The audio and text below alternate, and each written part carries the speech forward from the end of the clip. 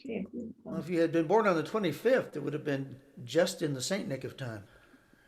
There we go. All right, go ahead.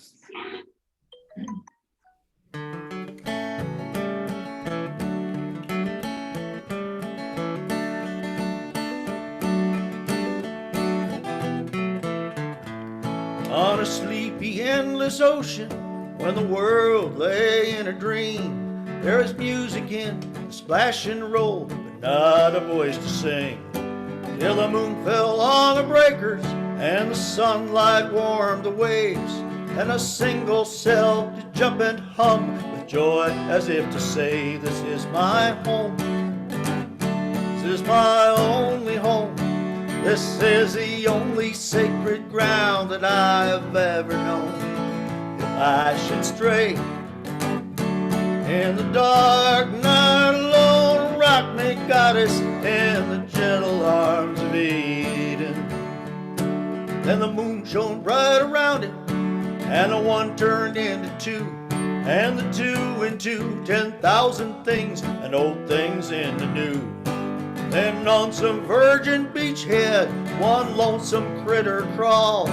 He looked about and shouted out in his most astonished drawl, "This is my home.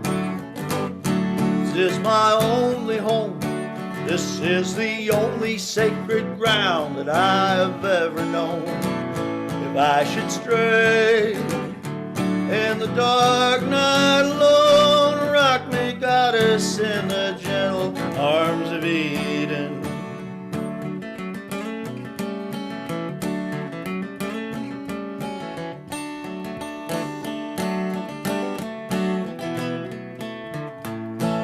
And all the sky was buzzing, and the ground was carpet green, and the weary children of the woods went dancing in between. And the people sang rejoicing, for their fields were glad with grain, this song of celebration from their cities on the plains. This is my home. This is my only home. This is the only sacred ground that I have ever known. If I should stray in the dark night alone, rock me, goddess, in the gentle arms of Eden. Now there's smoke across the harbor, and there's factories on the shore, and the world is filled with greed and will and enterprise of war. But I will lay my burdens in the cradle of her grace, in the shining beaches of her love, and the seas of her embrace. This is my home. This is my only home. This is the only sacred ground that I have ever known. If I should stray in the dark night alone, rock me, goddess, in the gentle arms of Eden. Rock me, goddess, in the gentle arms of Eden.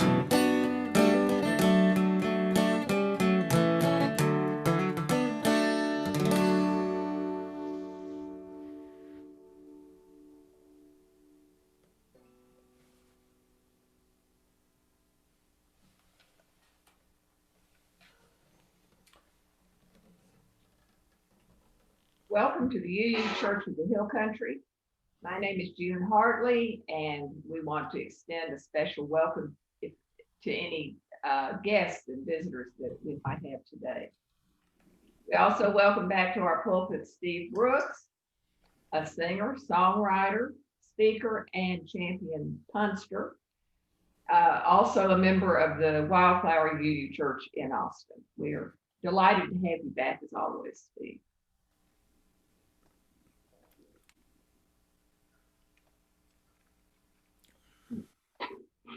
These are the words of Greta Crosby. "Let us not wish away the winter. It is a season to itself, not simply the way to spring. When trees rest, growing no leaves, gathering no light, they let in sky and trace themselves delicately against dawns and sunsets. The clarity and brilliance of the winter sky delight. Winter is a table set with ice and starlight. Winter dark seems to warm light, tends to warm light, fire, and candle. Winter cold to hugs and huddles. Winter want to gifts and sharing. Winter danger to visions, plans, and common endeavoring.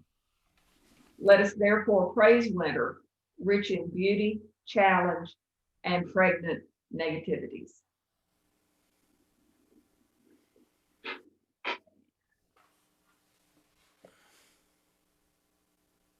So we'll now have the gathering song, Deck the Halls. And I will invite you to mute yourselves and sing along with this classic Christmas carol that is just chock full of pagan content from the ancient Germanic holiday of Yule.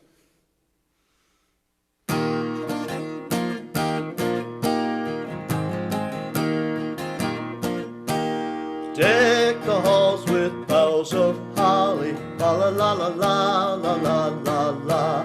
'Tis the season to be jolly, la la la la la la la la la. Don we now our gay apparel, la la la la la la la la la. Throw the ancient Yuletide carol, la la la la la la la la la. See the blazing Yule before us, la la la la la la la la la. Strike the harp and join the chorus, la la la la la la la la. Follow me in merry measure, la la la la la la la la la. While I sing of Yuletide treasure, la la la la la la la la la. Fast away the old year passes, la la la la la la la la la. Hail the new ye lads and lasses, la la la la la la la la la. Sing we joyous all together, la la la la la la la la la. Heedless of the wind and weather, la la la la la la la la la.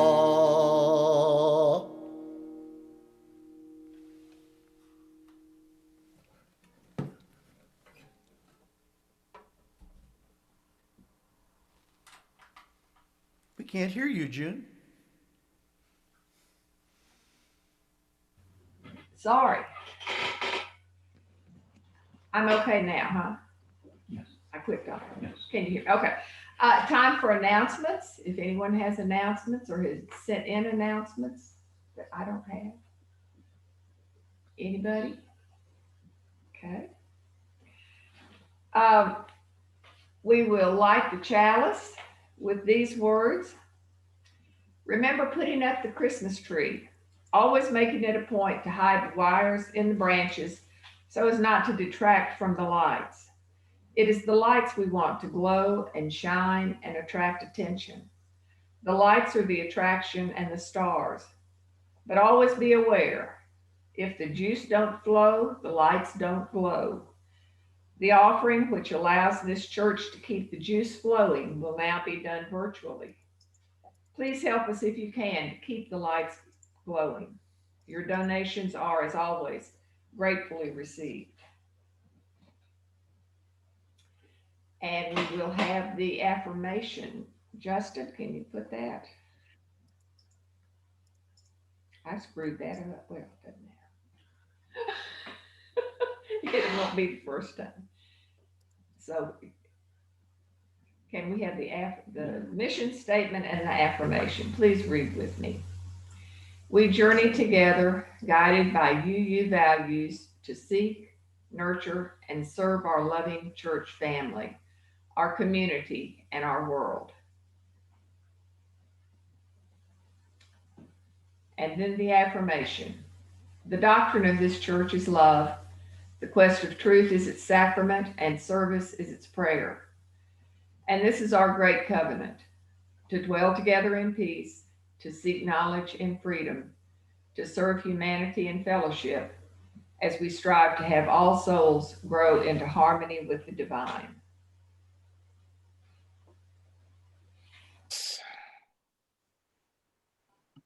Okay.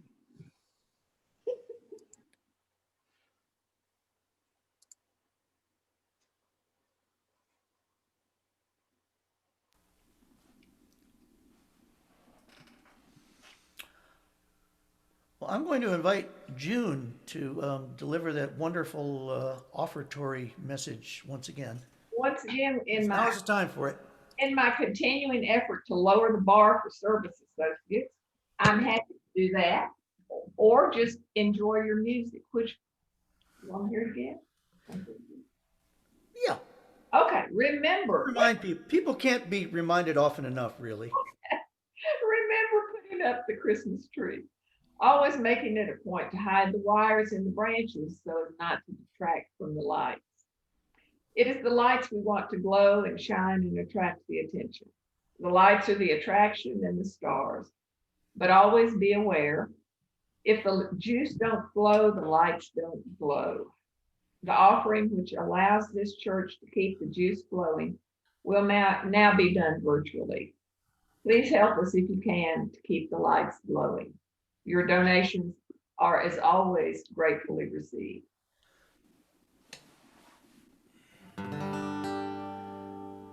For the offering song, I am going to play y'all a pagan gospel song that I wrote many years ago. The chorus is not too hard to learn, so after I've sung it a couple of times, I'm going to line out the words for you so that you can sing along if the Spirit moves you.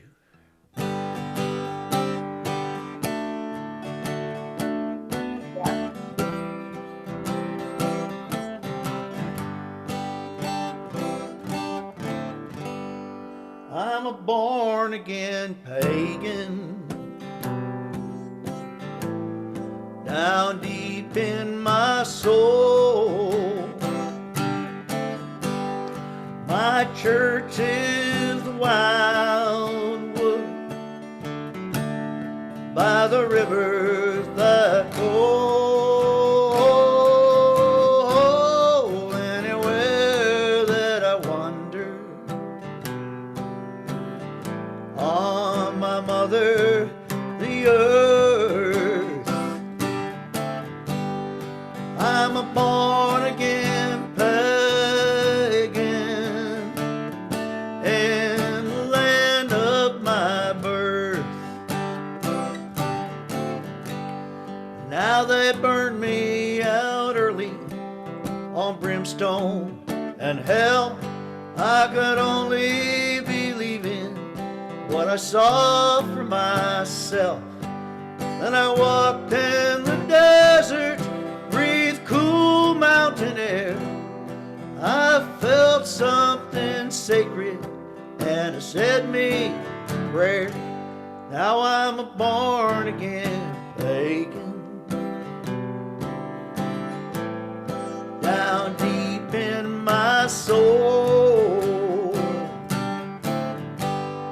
My church is a wildwood by the rivers that roll. Anywhere I wander on my mother, the earth, I'm a born again pagan in the land of my birth.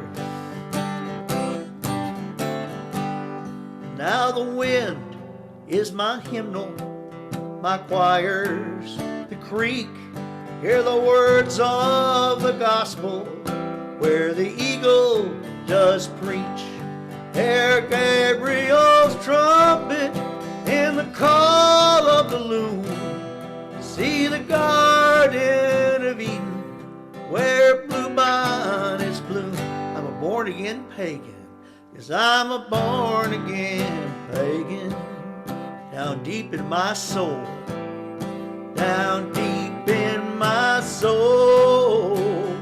My church is the wildwood My church is the wildwood of the rivers that roll, by the rivers that roll. Anywhere that I wander, anywhere that I wander, on my mother, the earth, on my mother, the earth. I'm a born again pagan. I'm a born again pagan. In the land of my birth, in the land of my birth. Now a god and a goddess have different names, but take off the makeup, they are one and the same. So Christians and pagans, if in love you believe, let us share this creation.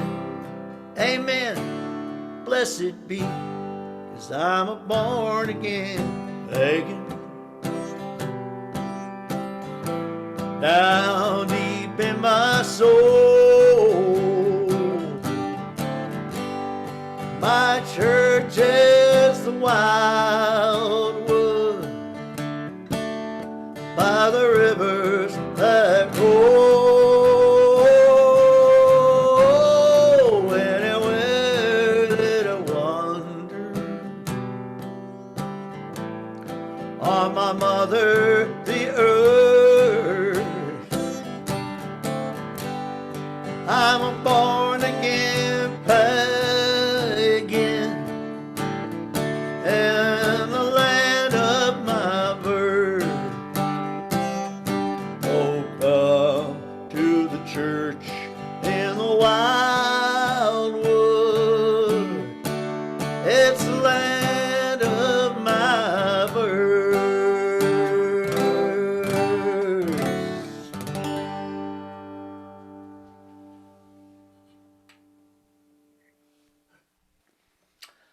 And now, let me invite you to join with me in responsive reading that comes out of the Gray Hymnal.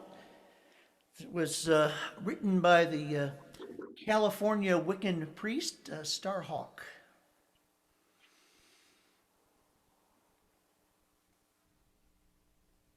I will read the parts that are in standard type, and we will all read together the parts that are in italic.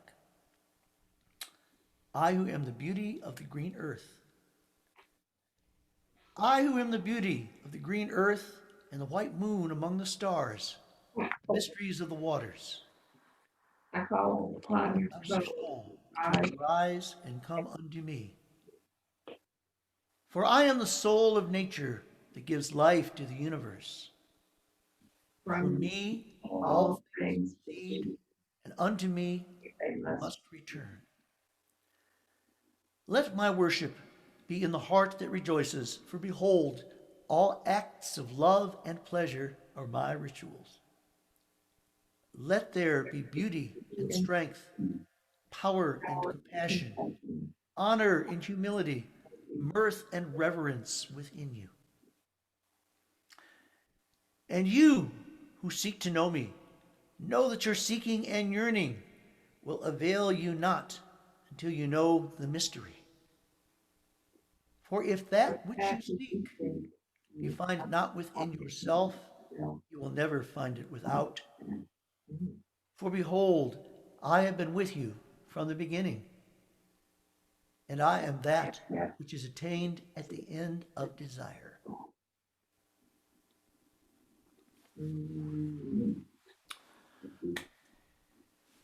This time of year, we hear a lot about the reason for the season. So, I'd like to start out today by acknowledging the original reason for the season. I would like to wish all of us a happy winter solstice. This year, it will be occurring on Monday, just after 4 in the morning. It will be enhanced by a rare and heavenly sight, a close conjunction of the planets Jupiter and Saturn. A similar conjunction occurred back in the year 7 BC. Some astronomers have speculated that the event was mythologized into the Star of Bethlehem. So, in the spirit of the season, I would like to talk about the religious tradition that started it all. For me, it started 61 years ago. That's when I was born a pagan. I did not know it at the time. It took me 25 years before I was born again. That's when I discovered that I had been a pagan all along. It is that way for many, a born-again pagan. There is no single conversion experience. No light shines down from the heavens. No goddess appears in flowing robes or black leather halter, commanding you to fall down and worship her. Nope. What happens is more like glancing sideways at a fuzzy picture and then having it suddenly snap into focus. For a long time, you've been having puzzling experiences. They feel spiritual, but they don't fit into any dogma that you've ever been taught. Then one day, a strange book falls into your hands, or you stumble into a mysterious ritual, and the pieces of the puzzle fall into place. You heave a huge sigh of relief, for your prodigal soul has come home. As one born-again pagan told the NPR reporter Margot Adler, "I always knew I had a religion. I just never knew it had a name." It is a pity that the name has gotten such a bum rap. Pagans have been getting bad press for, at least 2,000 years. Hear the word, and the picture that springs to mind is somewhere between Cecil B. DeMille and spring break in Port Aransas. Pagans gone wild are imbibing luscious substances, cavorting like Beyonce, and sacrificing virgins to graven images. You can't help but mutter to yourself, "Godless pagans." Well, before we get to talking about what pagans are, let's talk about what pagans are not. For starters, pagans are not godless. The fact is, pagans have more gods than anyone else. And unlike some supernatural beings I could name, their gods are usually not jealous ones. You can be a born-again pagan and go right on being a Christian, a Muslim, or an atheist. There's no need to give up your old god. He just has to make room for a few more. Most pagans are polytheists, worshippers of multiple deities. The world's spiritual traditions are a smorgasbord, and paganism invites you to nosh to your soul's content. You can squeeze Aphrodite, Shiva, Jesus, and White Buffalo Woman all onto the same altar. Now, if the notion of a pick-and-choose religion strikes you as shallow, you might reflect that newer faiths have always picked and chosen from older ones. As the oldest of all those old-time religions, paganism is an underground river into which many traditions have tapped. For example, the Christian holiday of Christmas coincides with the winter solstice, the shortest day of the year. Christians celebrate it as the birth of the Son of God, but for our ancestral hunter-gatherers, who paid very close attention to the cycles of the seasons, it marked the rebirth of a different sun, the one up in the sky. Among Germanic peoples, the holiday was known as Yule, derived from a word for wheel, the wheel of the sun as it goes around the year. Many of our most beloved traditions come out of the pagan festival of Yule.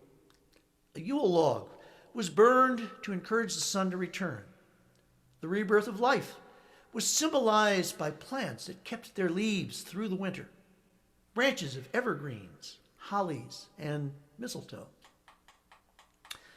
The blending of pagan influences with Christian ones continues today, as the Episcopal priest Matthew Fox integrates Celtic, African, and Native American rituals into a Christian liturgy which he calls the Cosmic Mass. Then again, This eclectic approach to spirituality might remind you of Unitarian Universalism.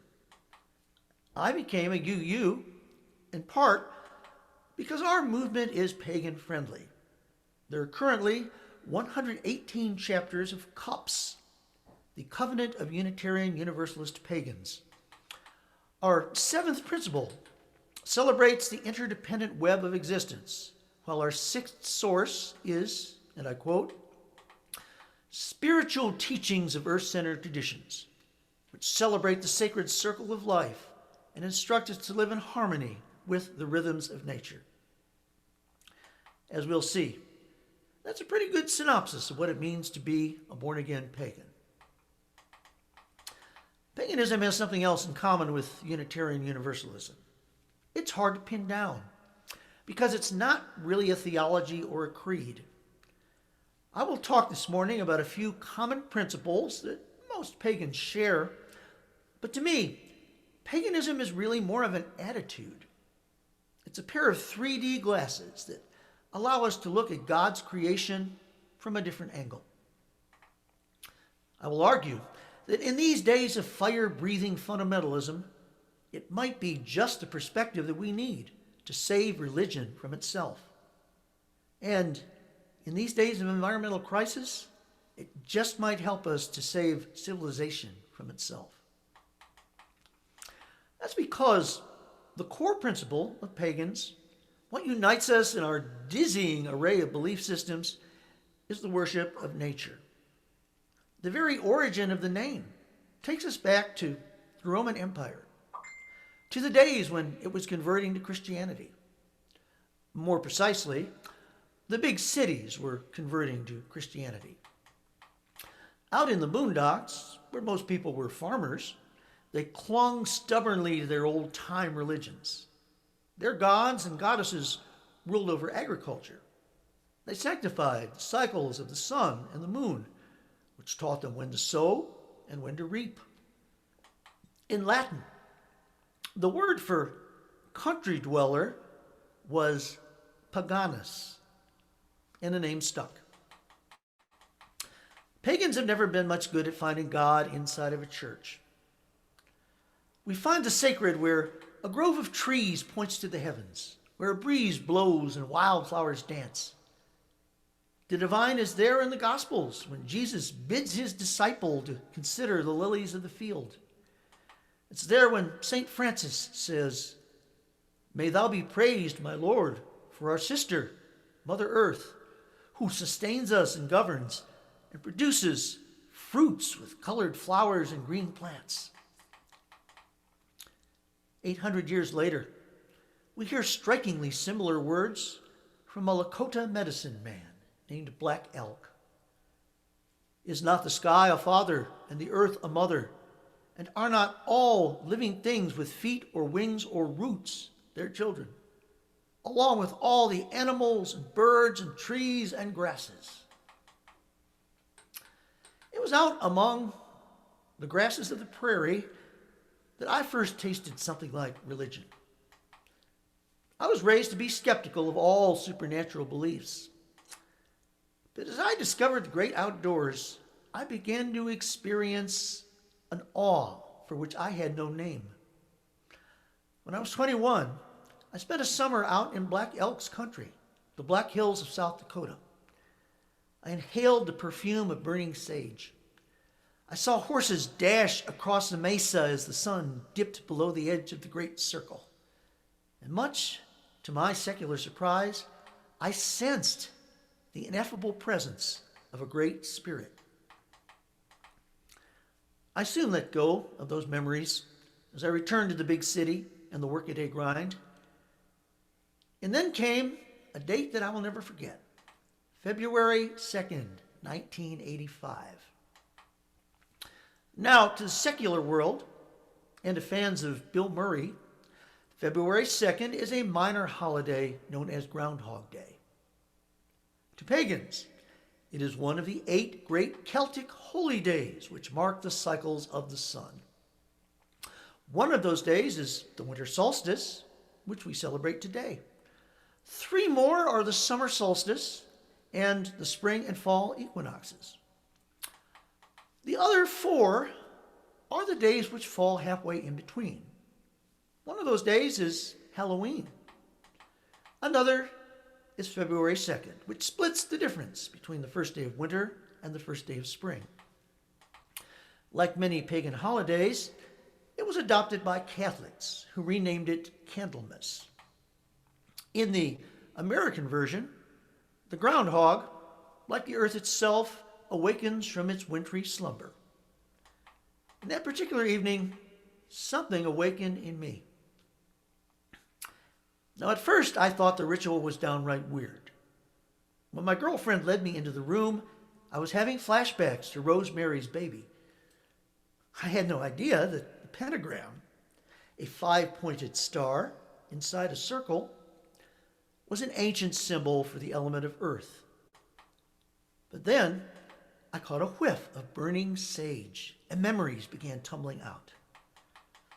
As a priest called the 4 directions, the east, the south, the west, and the north, my mind's eye took me back to the top of Harney Peak, the heart of the Black Hills, where Black Elk once stood.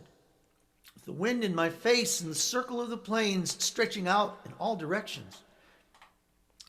As the ritual invoked the 4 elements of earth, air, fire, and water, I imagined myself standing by rivers and peering into the embers of campfires. Here, at last, was a set of religious symbols that I could relate to. And what's more, here was a process for communing with nature, even in the belly of a suburban cul-de-sac. By the end of the evening, I knew what I had always been, and I finally had a word for it. I was a born-again pagan. You might notice that when I talk about being pagan, I include both Native American elements and Celtic ones. To me, it's all nature worship. But to give you an idea of how broad the pagan umbrella can be, I would like to sketch out a few of the major traditions within the wider movement. To me, the purest forms of paganism are the ones called primitive, the ones that are least divorced from Mother Earth. From the Yoruba of West Africa to Australian Aborigines, the worldview is much the same. My personal schooling in the interdependent web came in the piney woods of East Texas in a Native American sweat lodge. I was taught that the 4-legged, the creepy crawlies, the plants, and the rock brothers were all Matakawasan, all my relations. Each of them had its own spirit, a level of consciousness, and a lesson to teach. I could improve my powers of attention by observing a hawk on the hunt. Or I could learn about teamwork by inspecting a colony of ants. When you see spirits in every direction, well, it's an easy leap to believe in multiple gods. And here's where pagans get hard to classify. Some pagans take their gods from the Celtic pantheon, while others borrow from Greeks, Romans, Egyptians, and the Norse. Many believe in a single great spirit over and above the lesser gods, but not necessarily an old man with a beard. For pagans, the CEO of creation is just as likely to be a she. God's gender is perhaps the biggest dividing line among pagans, much the way that Christians argue about the Trinity. Personally, I'm one of those who believes that God goes both ways. Mother Earth is co-equal with Father Sky, the great God with the great goddess.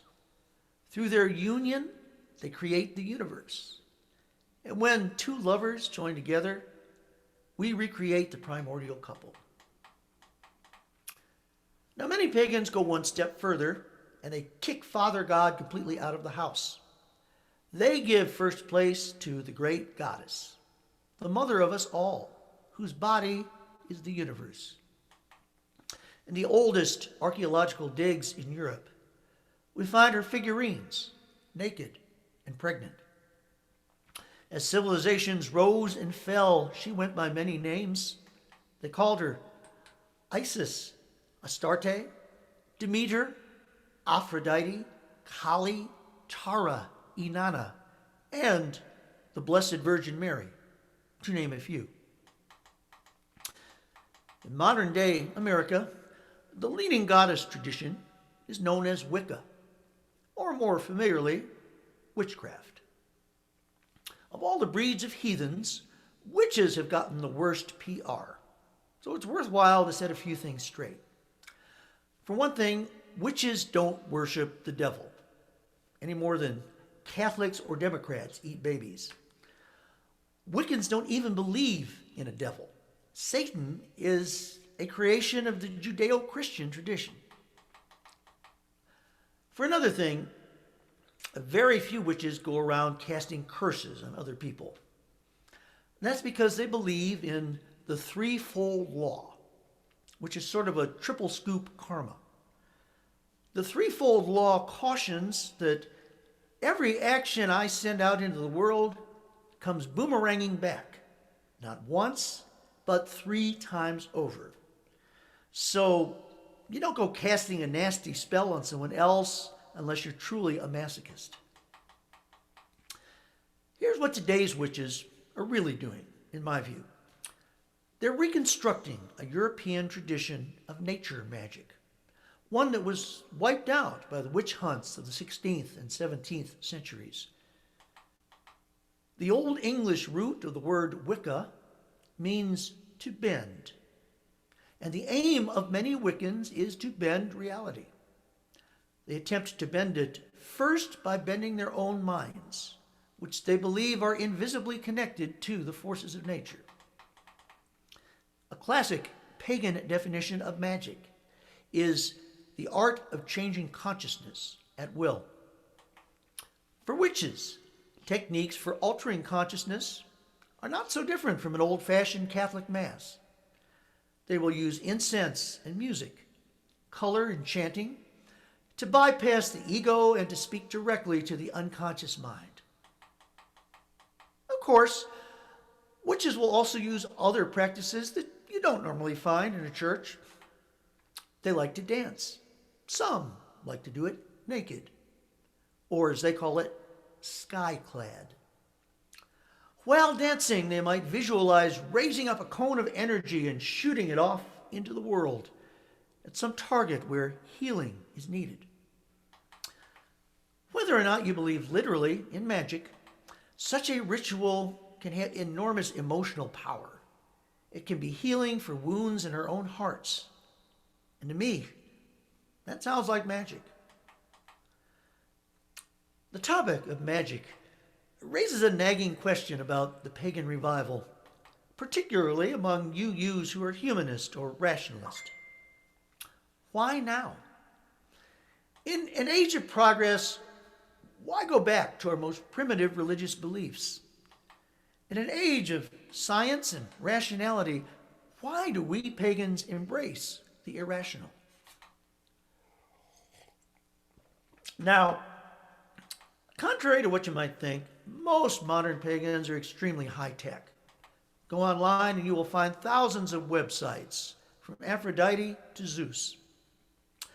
But pagans share a sense that technology has put our lives out of balance. Living in air-conditioned houses, walking on asphalt instead of earth, and picking our apples out of supermarket bins instead of off of trees. We have cut ourselves off from our mother. That's one reason that we treat her so badly. As anyone can tell you who's been through the Gulf Coast hurricane, a western wildfire, or a Texas flood, she's getting kind of upset. Nowadays, the science of ecology has started to mend the ways of civilization. Organic farming, green building, and renewable energy are making technology more sustainable. But paganism can add a spiritual dimension to ecology. It's hard to clear cut an old forest if you have learned to see the trees as your brothers and sisters. You might call it superstitious to believe in water nymphs, but it makes you less likely to go dumping poisons in your lakes and streams. A deeper lesson, a spiritual ecology, is that when nature slides out of balance, so does human nature. When our psyches tip too far to the rational side, people start doing very irrational things. They start to calculate just how much arsenic is safe to allow in their drinking water. They burn ever more fossil fuels while their ice caps melt and their coastal cities slip steadily beneath the waves. Pagans offer us techniques to bring our conscious and unconscious minds back into balance. And they are techniques that have worked for thousands of years. In an age when insanity masquerades as reason, it may be that an ecstatic dance, a drum circle, or a sweat lodge is just what the witch doctor ordered to bring us back to sanity. It's cheaper than therapy, and it's a whole lot more fun. And fun is another thing that a pagan perspective can bring to mainstream religion. To creeds that are obsessed with guilt and sin, pagans offer a refreshing message. Lighten up. The pleasure principle is as sacred as faith, hope, and love. We don't see our species as fundamentally fallen or our world as a vale of tears. Writes the California witch, Starhawk, the world is not a flawed creation, not something which we must escape, not in need of salvation or redemption. Witchcraft does not maintain, like the first truth of Buddhism, that all life is suffering. On the contrary, life is a thing of wonder. Matthew Fox carries the drama up to a cosmic scale. He writes, "For 1.5 billion years, the universe has been preparing our way, getting the temperature right, the ozone layer balanced, the oxygen level perfect. Religion that begins with sin is forgetting 1.5 billion years of amazing preparation." For a born-again pagan, the Garden of Eden is neither a myth nor a fragment of history. It is our birthright. It is a living reality, which opens its gates the very moment that we open our eyes. There are no angels barring our entry with flaming swords, just our own fears of the unknown, a plunging into the jungles of our own souls. Why paganism and why now? Because our time is short. If we are to head off climate change, mad science, and unholy wars, if we are to be born again as a sustainable civilization, we've got to get ourselves back to the garden.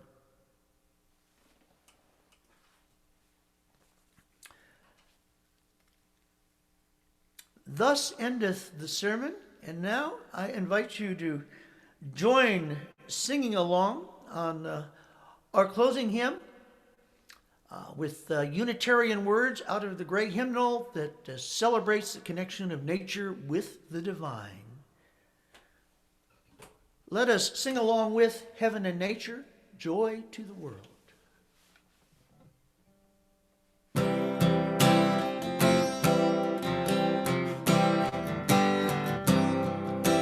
Joy to the world, the word is come. Let earth with praises rain. Let every heart prepare a room, and heaven and nature sing, and heaven and nature sing, and heaven and nature sing. Joy to the earth, now gladness reigns. Let hearts their songs employ.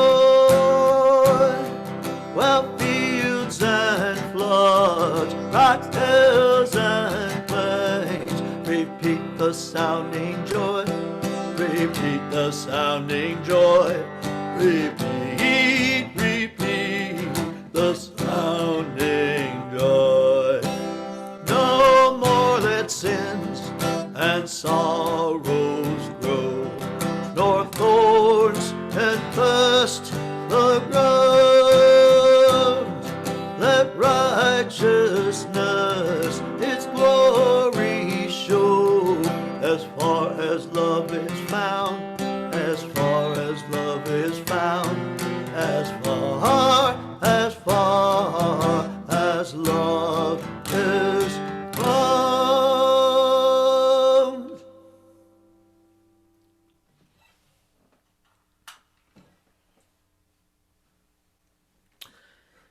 And now, for one of my favorite parts of services at the UU Church of the Hill Country, your chance to talk back to the speaker, the congregational response. I'm all ears. All right, David, let me get you on there. Yeah.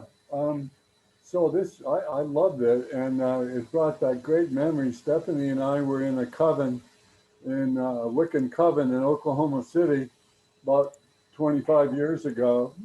And I've read those books by Starhawk.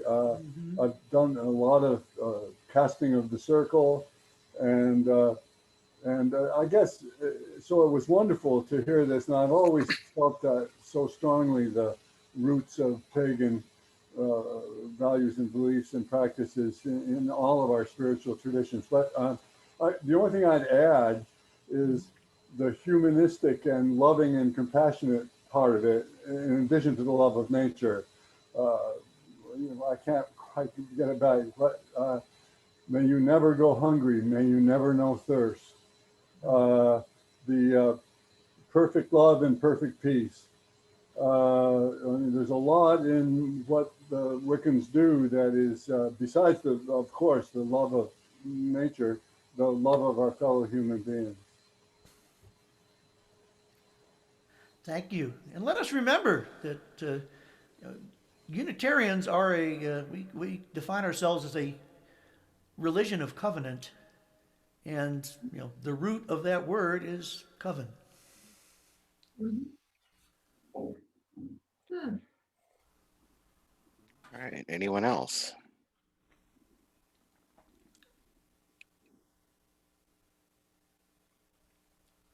Oh, come now. All right, Carolyn, let me get you.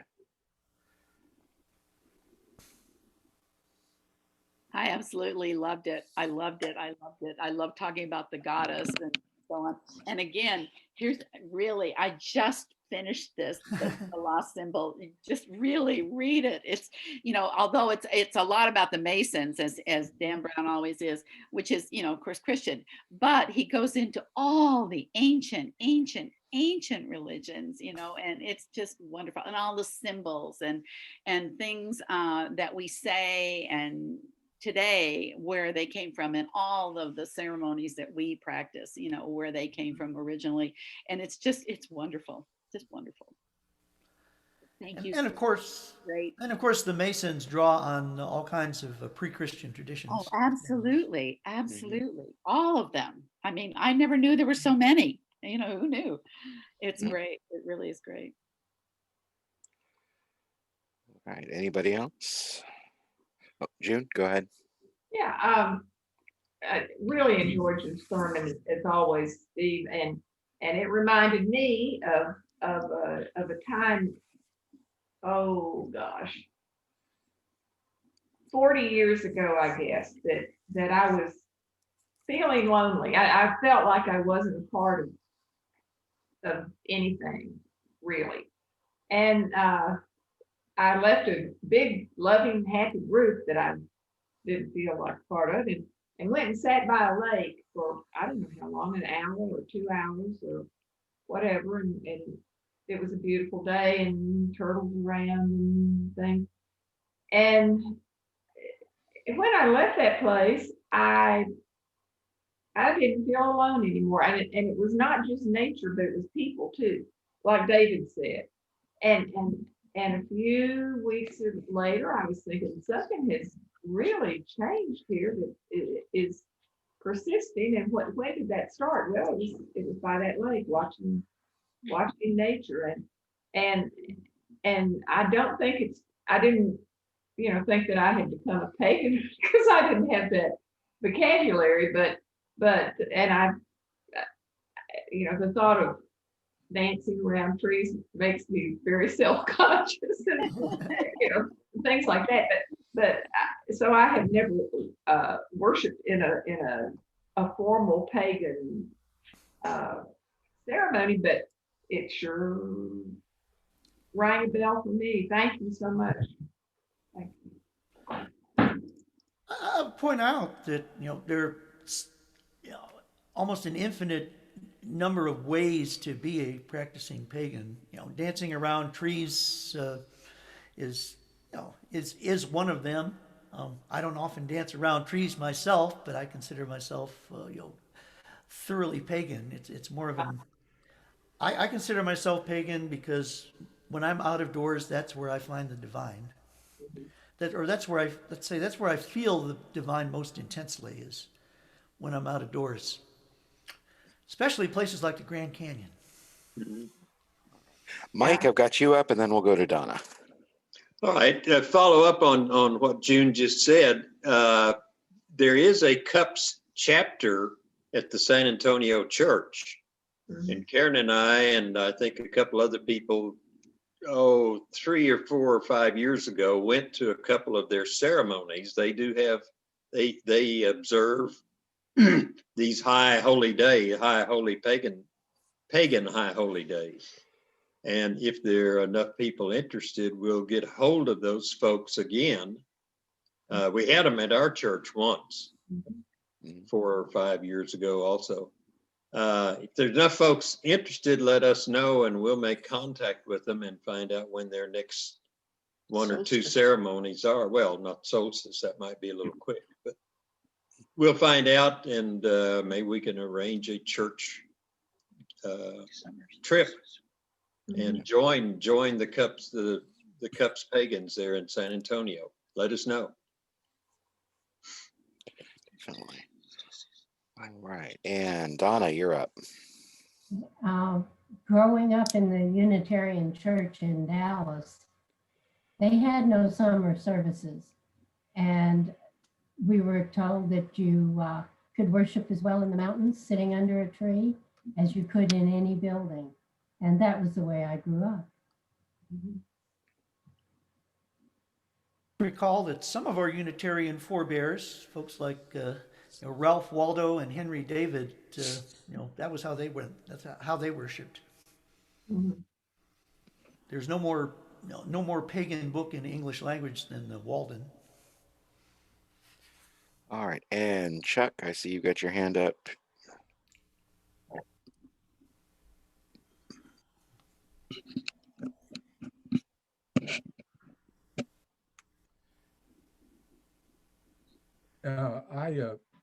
My father was an atheist, had no use for any religions, but he taught me from probably maybe 5 years old to respect and love nature. Probably the only thing he taught me to love outside of the family. But, and I've always had that, not on a religious sense, but as an entity in and of itself, as a whole. And no matter where it was and what the environment was, whether it was desert, mountain, ocean, creek, I've always, and I've tried to pass that on to my children as much as I could. But it was never in a religious sense. Just, anyway, that's all. At least you didn't think of it as a religious sense. Yeah. I think I grew up, pretty much agnostic and hostile to the idea of religion, but as I started to, you know, experience this sense of awe and transcendence when I was in the outdoors, I really discovered it in the deserts of Eastern California. And I started to make my peace with the idea of religious feeling slowly.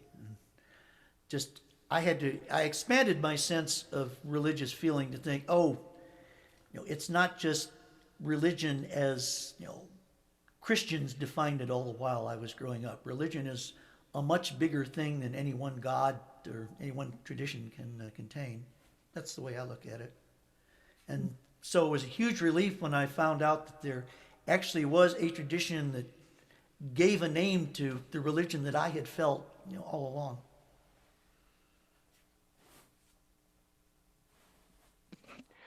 Anybody else? Meredith, let me get you.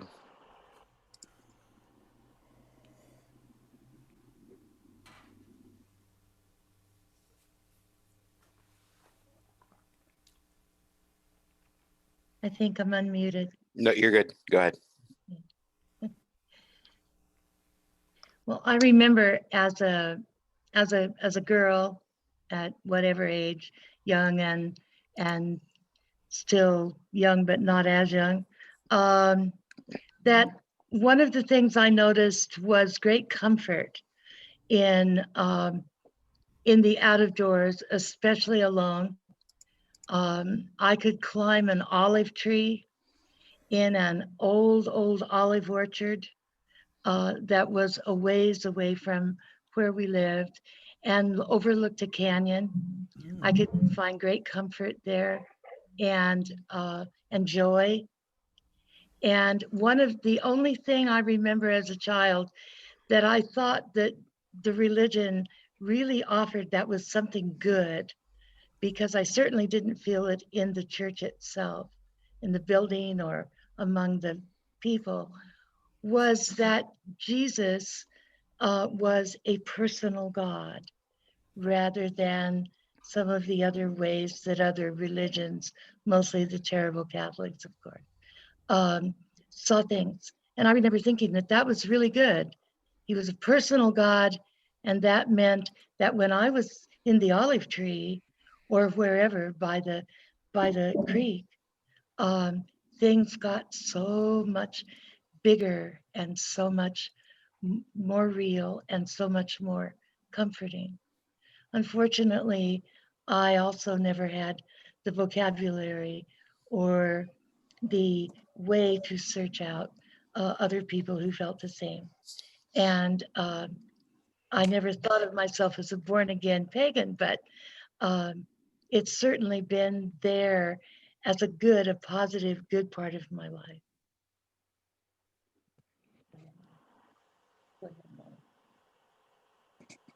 Yeah. Yeah, my life began when I was 16. That's when I get a driver's license. and the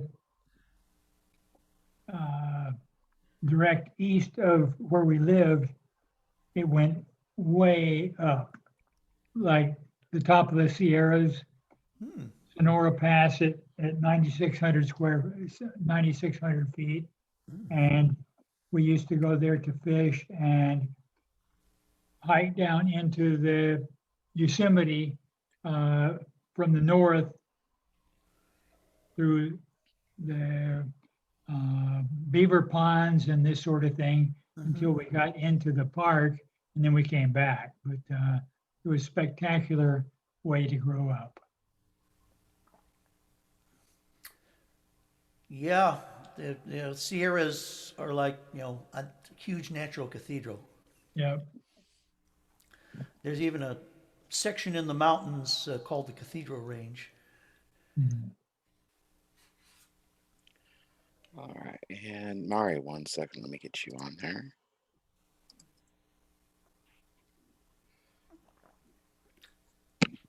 Mari, there you go. I have had many transcendent moments in nature through my life, and I can my age or in periods of my life by those moments, including living with only within a quarter of a mile of a Druid circle in the north of England and spending a lot of time there. But much to my surprise, as I was listening to everybody talking and describing their moments, I realized that this is very incongruous, but I realized that when I was a Roman Catholic, one of the things that I dearly loved, and I left the church when I was only 18, but one of the things I loved was the beauty of the Mass. The moments when the monstrance was raised and everybody bowed down, when the incense was passed through as the priest passed around the church, and we were the incense was put on, put over us. I hate so many things about the Catholic Church, but the beauty and the ceremony, the vestments and the reverence. I realize as I've listened to you, Steve, you've opened my eyes. That is still really very important to me, and I think that it's one of the things that I love about some Unitarian churches I've gone to, which have a very pristine service in a beautiful setting. I love the Dallas Church First because all the light filtered out through the ceiling, and it was a lovely space. It was a very sacred space for me. So anyway, I've got lots to think about. Thank you very much. Glad to have contributed to that. Honored to have contributed to that. All right. And Meredith, I'll get you back on 1 second, please.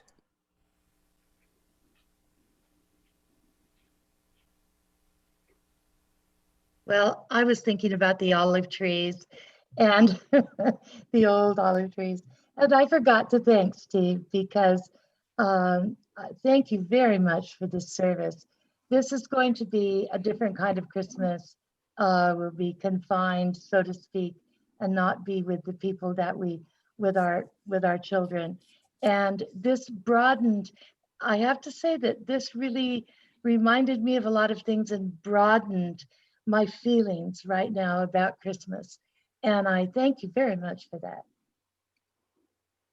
Hey, Meredith, I might suggest that occurs to me that in this time when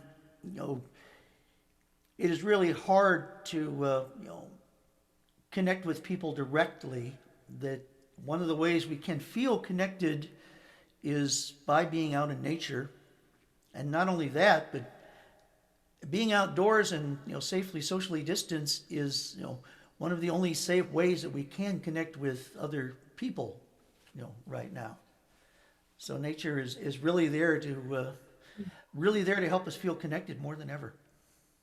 All right, Kevin, I saw you waving your hand. Go ahead.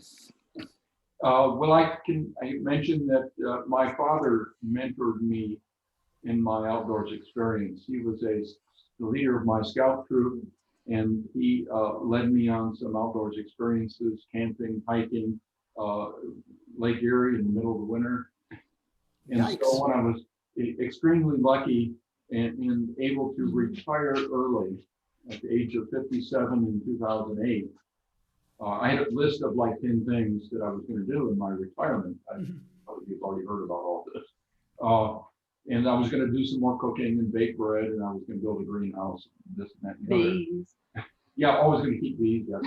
And of that list, I've done exactly one thing: spend more time hiking and backpacking. And Steve's been on a couple of these trips, and so I've been over a bunch of the continental U.S., part of Canada, and have had an enormous number of memorable experiences. And I've been writing articles with some of my pictures for the Sierra Club Alamo Group newsletter for about 15 years, talking about some of those experiences. But every time I write one of those articles, I have to remember how extremely lucky I am to be able to do these things. And I sure don't want to give the impression of being condescending regards people that aren't that lucky.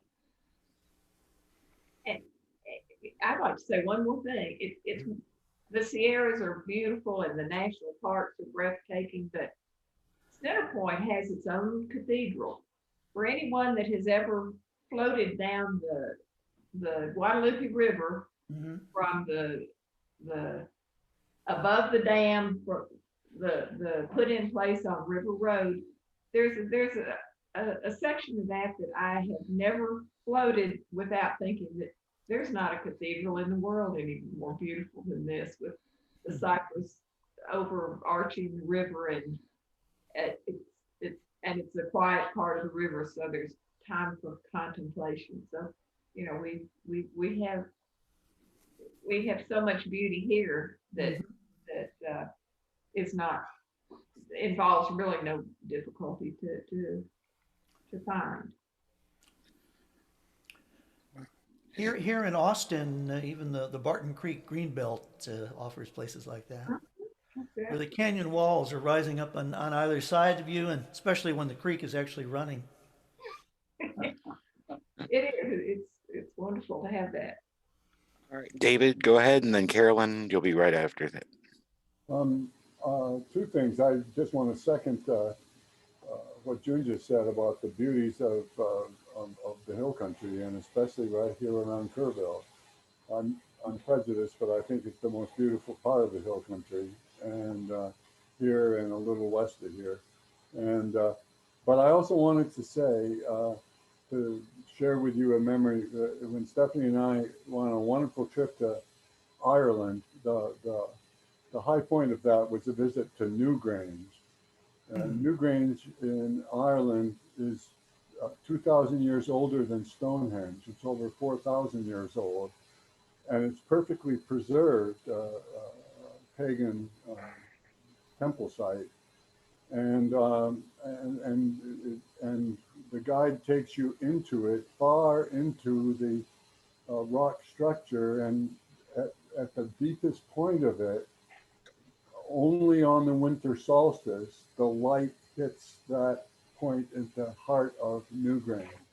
And that was it was the highlight of that trip to Ireland, and was one of the high points of our spiritual human experience.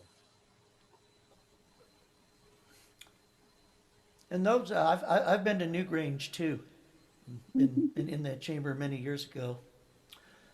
It's worth noting that all over the world, there are,